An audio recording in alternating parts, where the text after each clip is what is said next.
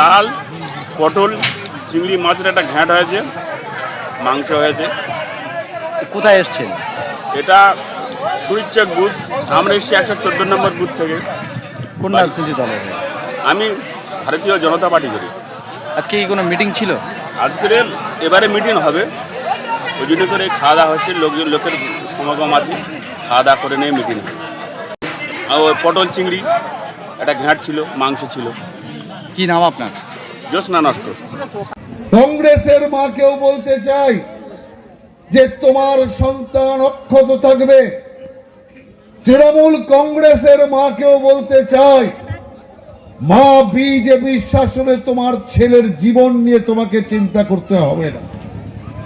বিজেপির মা তো নিশ্চিন্ত থাকবেই, কারণ আমরা মায়ের খোল কালি করার রাজনীতি করতে আসিনি।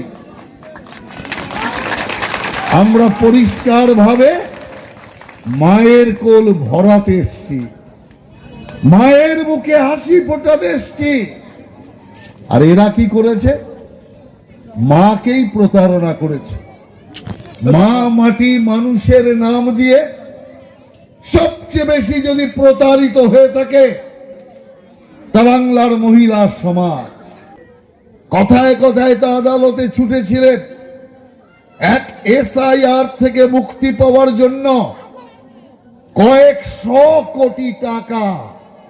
তৃণমূলের টাকা নয়, মমতা ব্যানার্জির টাকা নয়, আপনার আমার করের টাকার ধারের টাকা, তা দিয়ে কয়েকশো কোটি টাকা পুরোপুরি আদালতে দিয়েছে মামলা লড়ার জন্য। বের করে দেওয়া হয়েছে। বিজেপি শাসিত রাজ্যে কোথাও কোরআন পড়া বন্ধ করে দেওয়া হয়েছে।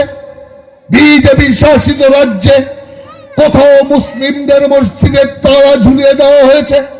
একটা প্রমাণ যদি করতে পারেন তাহলে এখান থেকে প্রার্থীপদ প্রত্যাহার করে আমরা চলে যাব। এখানে 100 ভাগ জিতছি আমরা, 100 ভাগ। যারা বিরোধী রাজনৈতিক দলের লোক তারাও বলছে যে আমরা তৃণমূলকে আর চাই না, আমরা তৃণমূল মুক্ত বাংলা আগে করতে চাই। অতএব CPM, কংগ্রেস এবং অন্যান্য যে বিরোধী রাজনৈতিক দল আছে তারাও কিন্তু এবার বিজেপির পক্ষে ভোট দেবে এবং আমরা কুলতলিতে ভালো ভোটে আমরা এখান থেকে জয়লাভ করব।